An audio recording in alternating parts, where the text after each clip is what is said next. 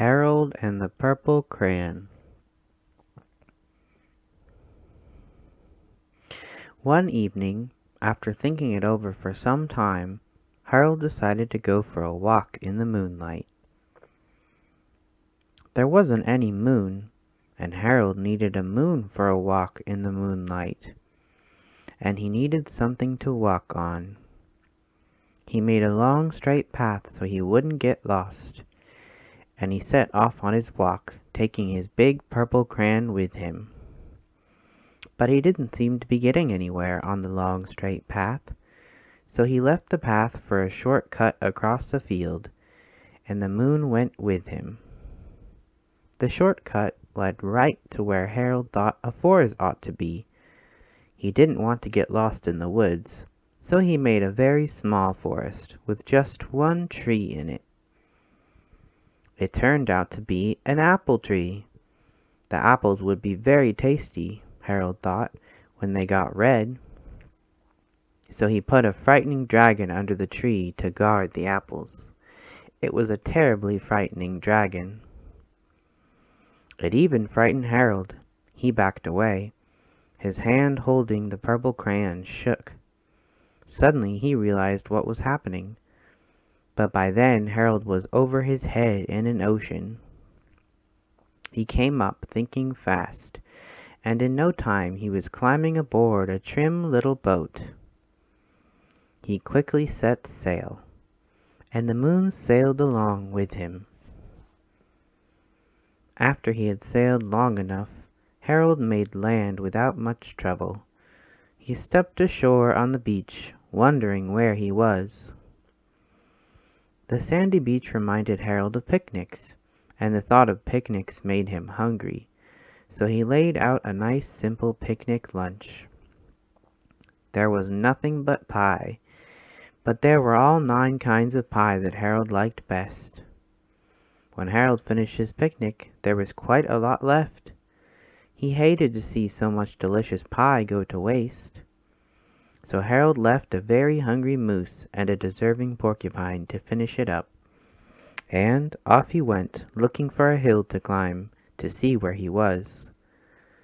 Harold knew that the higher up he went, the further he could see, so he decided to make the hill into a mountain. If he went up high enough, he thought, he could see the window of his bedroom. He was tired, and he felt he ought to be getting to bed. He hoped he could see his bedroom window from the top of the mountain. But as he looked down over the other side, he slipped, and there wasn't any other side of the mountain. He was falling in thin air. But, luckily, he kept his wits and his purple crayon. He made a balloon, and he grabbed onto it. And he made a basket under the balloon big enough to stand in. He had a fine view from the balloon, but he couldn't see his window. He couldn't even see a house. So he made a house with windows, and he landed the balloon on the grass in the front yard. None of the windows was his window. He tried to think where his window ought to be. He made some more windows. He made a big building full of windows. He made lots of buildings full of windows. He made a whole city full of windows. But none of the windows was his window. He couldn't think where it might be. He decided to ask a policeman. The policeman pointed the way Harold was going anyway, but Harold thanked him. And he walked along with the moon, wishing he was in his room and in bed. Then, suddenly, Harold remembered. He remembered where his bedroom window was. When there was a moon, it was always right around the moon. And then Harold made his bed. He got in it and he drew up the covers. The purple crayon dropped on the floor, and Harold dropped off to sleep. The end. Love you forever. A mother held her new baby and very slowly rocked him back and forth, back and forth, back and forth, and while she held him she sang, "I'll love you forever, I'll like you for always. As long as I'm living, my baby you'll be. The baby grew. He grew and he grew and he grew. He grew until he was 2 years old, and he ran all around the house. He pulled all the books off the shelves. He pulled all the food out of the refrigerator, and he took his mother's watch and flushed it down the toilet. Sometimes his mother would say, "This kid is driving me crazy." But at night time, when that 2-year-old was quiet, she opened the door to his room, crawled across the floor, looked up over the side of his bed, and if he really was asleep, she picked him up and rocked him back and forth, back and forth, back and forth. While she rocked him, she sang, "I'll love you forever, I'll like you for always, as long as I'm living, my baby you'll be." The little boy grew. He grew and he grew and he grew. He grew until he was 9 years old, and he never wanted to come in for dinner.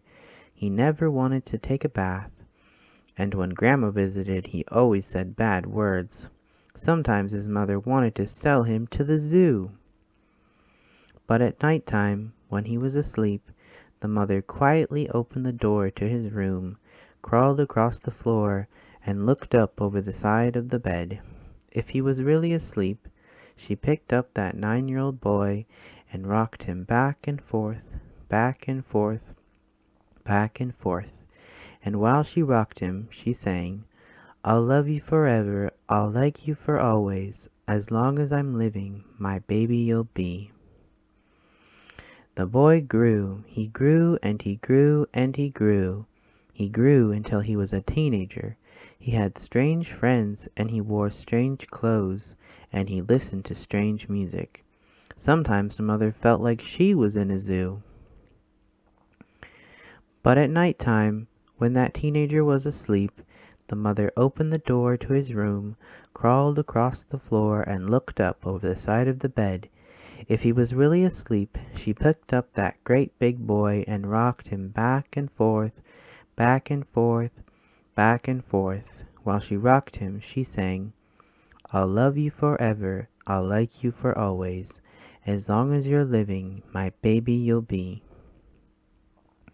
That teenager grew. He grew and he grew and he grew. He grew until he was a grown-up man.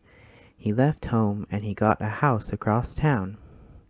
But sometimes on dark nights, the mother got into her car and drove across town. If all the lights in her son's house were out, she opened his bedroom window, crawled across the floor, and looked up over the side of his bed. If that great big man was really asleep, she picked him up and rocked him back and forth, back and forth, back and forth.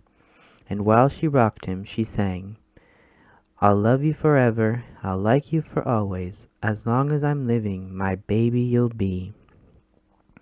Well, that mother, she got older. She got older and older and older. One day she called up her son and said, "You had better come see me, because I'm very old and sick." So her son came to see her. When he came in the door, she tried to sing the song. She sang, "I'll love you forever, I'll like you for always," but she couldn't finish because she was too old and sick. The son went to his mother. He picked her up and rocked her back and forth, back and forth, back and forth. And he sang this song, "I'll love you forever, I'll like you for always. As long as I'm living, my mommy you'll be."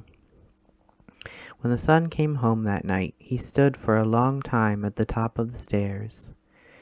Then he went into the room where his very new baby daughter was sleeping. He picked her up in his arms and very slowly rocked her back and forth, back and forth, back and forth. And while he rocked her, he sang, "I'll love you forever, I'll like you for always. As long as I'm living, my baby you'll be." The end. Stellaluna. In a warm and sultry forest far, far away, there once lived a mother fruit bat and her new baby. Oh, how Mother Bat loved her soft tiny baby. "I'll name you Stellaluna," she crooned. Each night Mother Bat would carry Stellaluna clutched to her breast as she flew out to search for food. One night, as Mother Bat followed the heavy scent of ripe fruit, an owl spied her. On silent wings the powerful bird swooped down upon the bats. Dodging and shrieking, Mother Bat tried to escape, but the owl struck again and again, knocking Stellaluna into the air. Her baby wings were as limp and useless as wet paper. Down, down she went, faster and faster, into the forest below. The dark leafy tangle of branches caught Stellaluna as she fell. One twig was small enough for Stellaluna's tiny feet. Wrapping her wings about her, she clutched the thin branch, trembling with cold and fear. "Mother!" Stellaluna squeaked. "Where are you?" By daybreak, the baby bat could hold on no longer. Down, down again she dropped. Flump! Stellaluna landed head first in a soft downy nest, startling the 3 baby birds who lived there. Stellaluna quickly clambered from the nest and hung out of sight below in it. She listened to the babble of the 3 birds. "What was that?" cried Flap.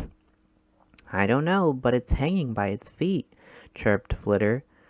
"Shh! Here comes Mama!" hissed Pip. Many, many times that day Mama Bird flew away, always returning with food for her babies.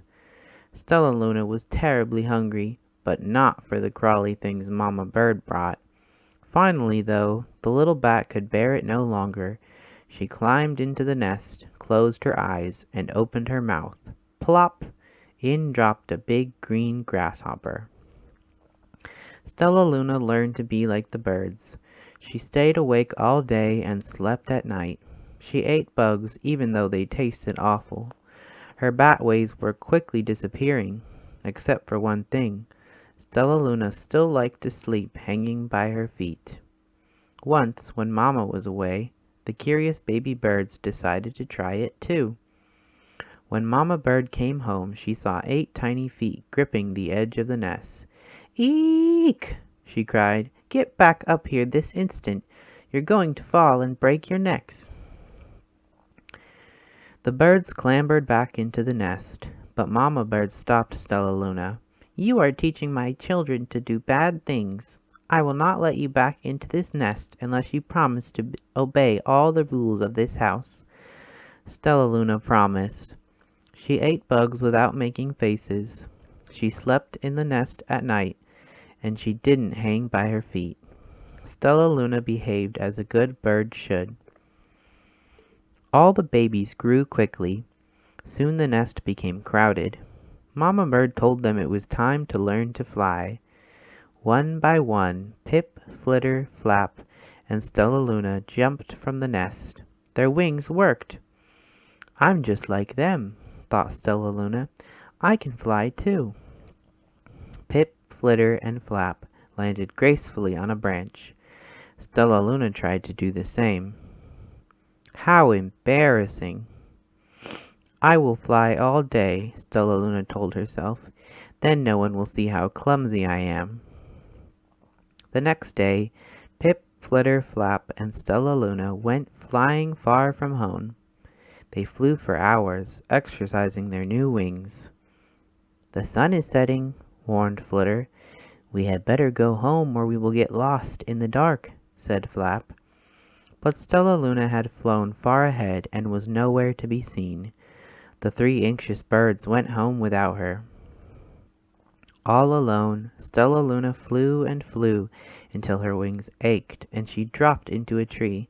"I promised not to hang by my feet," Stellaluna sighed. So she hung by her thumbs and soon fell asleep. She didn't hear the soft sound of wings coming near. "Hey!" a loud voice said. "Why are you hanging upside down?" Stellaluna's eyes opened wide. She saw a most peculiar face. "I am not upside down. You are," Stellaluna said. "Ah, but you're a bat. Bats hang by their feet. You are hanging by your thumbs, so that makes you upside down," the creature said. "I'm a bat. I'm hanging by my feet. That makes me right side up."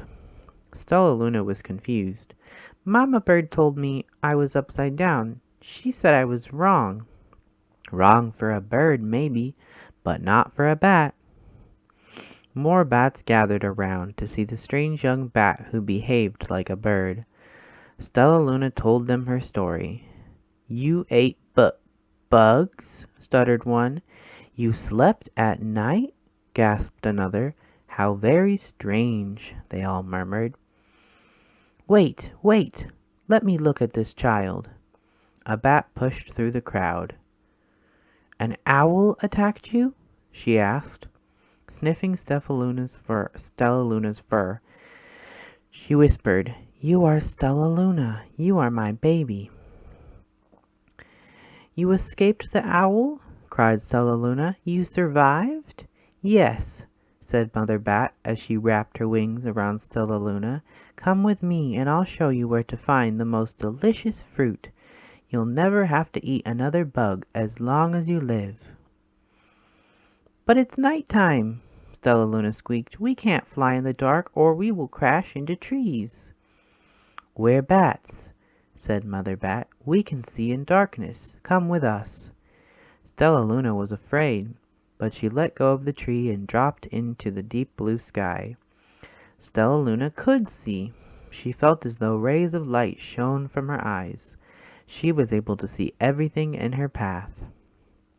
Soon the bats found a mango tree, and Stellaluna ate as much of the fruit as she could hold. "I'll never eat another bug as long as I live," cheered Stellaluna as she stuffed herself full. "I must tell Pip, Flitter, and Flap." The next day Stellaluna went to visit the birds. "Come meet my family, my bat family," said Stellaluna. "Okay, let's go," agreed Pip. "They hang by their feet and they fly at night and they eat the best food in the world," Stellaluna explained to the birds on the way. As the birds flew among the bats, Flap said, "I feel upside down here." So the birds hung by their feet. "Wait until dark," Stellaluna said excitedly. "We will fly at night." When night came, Stellaluna flew away. Pip, Flitter, and Flap leapt from the tree to follow her. "I can't see a thing," yelled Pip. "Neither can I," howled Flitter. "Aye!" shrieked Flap. "They're going to crash," gasped Stellaluna. "I must rescue them." Stellaluna swooped about, grabbing her friends in the air. She lifted them to a tree, and the birds grasped a branch. Stellaluna hung from the limb above them. "We're safe," said Stellaluna. Then she sighed. "I wish you could see in the dark, too." "We wish you could land on your feet," Flitter replied. Pip and Flap nodded. They perched in silence for a long time. "How can we be so different and feel so much alike?" mused Flitter. "And how can we feel so different and be so much alike?" wondered Pip. "I think this is quite a mystery," Flap chirped. "I agree," said Stellaluna, "but we're friends, and that's a fact." The end. Make way for ducklings. Mr. and Mrs. Mallard were looking for a place to live, but every time Mr. Mallard saw what looked like a nice place, Mrs. Mallard said it was no good. There were sure to be foxes in the woods or turtles in the water, and she was not going to raise a family where there might be foxes or turtles. So they flew on and on. When they got to Boston, they felt too tired to fly any further. There was a nice pond in the public garden, with a little island on it. The very place to spend the night," quacked Mr. Mallard, so down they flapped. Next morning they fished for their breakfast in the mud at the bottom of the pond, but they didn't find much. Just as they were getting ready to start on their way, a strange, enormous bird came by. It was pushing a boat full of people, and there was a man sitting on its back. "Good morning," quacked Mr. Mallard, being polite. The big bird was too proud to answer, but the people on the boat threw peanuts into the water, so the mallards followed them all round the pond and got another breakfast, better than the first. "I like this place," said Mrs. Mallard, as they climbed out on the bank and waddled along. "Why don't we build a nest and raise our ducklings right in this pond? There are no foxes and no turtles, and the people feed us peanuts. What could be better?" "Good," said Mr. Mallard, delighted that at last Mrs. Mallard had found a place that suited her. But "Look out!" squawked Mrs. Mallard, all of a dither. "You'll get run over."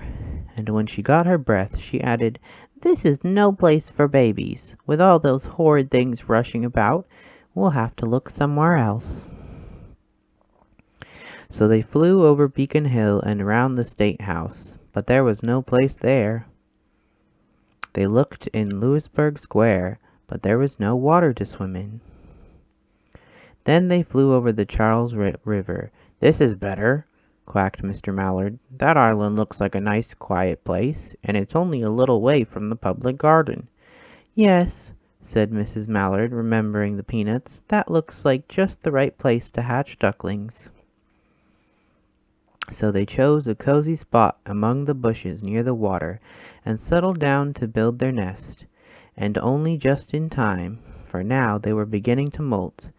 All their old wing feathers started to drop out, and they would not be able to fly again until the new ones grew in.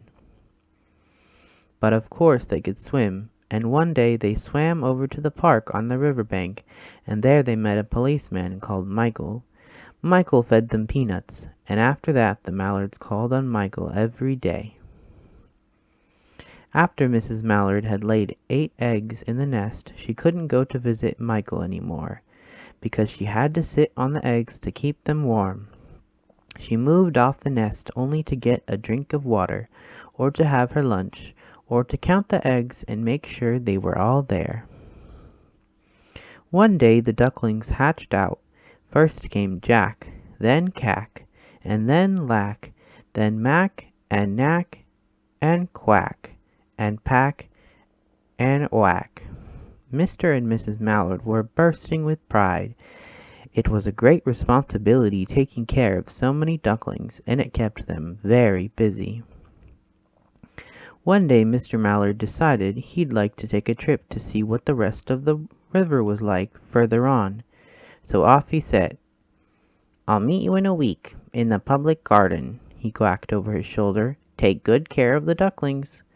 "Don't you worry," said Mrs. Mallard. "I know all about bringing up children." And she did. She taught them how to swim and dive. She taught them to walk in a line, to come when they were called, and to keep a safe distance from bikes and scooters and other things with wheels. When at last she felt perfectly satisfied with them, she said one morning, "Come along, children, follow me." Before you could wink an eyelash, Jack, Cack, Lack, Mack, Knack, Oack, Pack, and Quack fell into line, just as they had been taught. Mrs. Mallard led the way into the water, and they swam behind her to the opposite bank. There they waded ashore and waddled along till they came to the highway. Mrs. Mallard stepped out to cross the road. "Honk, honk," went the horns on the speeding cars. "Quack," went Mrs. Mallard as she tumbled back again. "Quack, quack, quack, quack," went Jack, Cack, Lack, Mack, Knack, Oack, Pack, and Quack, just as loud as their little quackers could quack. The cars kept speeding by and honking, and Mrs. Mallard and the ducklings kept right on quack, quack, quacking. They made such a noise that Michael came running, waving his arms and blowing his whistle. He planted himself in the center of the road, raised one hand to stop the traffic, and then beckoned with the other, the way policemen do, for Mrs. Mallard to cross over. As soon as Mrs. Mallard and the ducklings were safe on the other side and on their way down Mount Vernon Street, Michael rushed back to his police booth. He called Clancy at headquarters and said, "There's a family of ducks walking down the street," Clancy said. "Family of what?" "Ducks!" yelled Michael. "Send a police car, quick!" Meanwhile, Mrs. Mallard had reached the corner bookshop and turned into Charles Street, with Jack, Cack, Lack, Mack, Knack, Whack, Pack, and Quack all marching in line behind her. Everyone stared. An old lady from Beacon Hill said, "Isn't it amazing?" And the man who swept the street said, "Well now, ain't that nice?" And when Mrs. Mallard heard them she was so proud she tipped her nose in the air and walked along with an extra swing in her waddle. When they came to the corner of Beacon Street, there was the police car with the 4 policemen that Clancy had sent from headquarters. The policemen held back the traffic so Mrs. Mallard and the ducklings could march across the street, right into the public garden. Inside the gate they all turned round to say thank you to the policemen. The policemen smiled and waved goodbye. When they reached the pond and swam across to the little island, there was Mr. Mallard waiting for them, just as he had promised. The ducklings liked the new island so much that they decided to live there. All day long they follow the swan boats and eat peanuts. And when night falls they swim to their little island and go to sleep. The end. Good night, my love. Sweet dreams.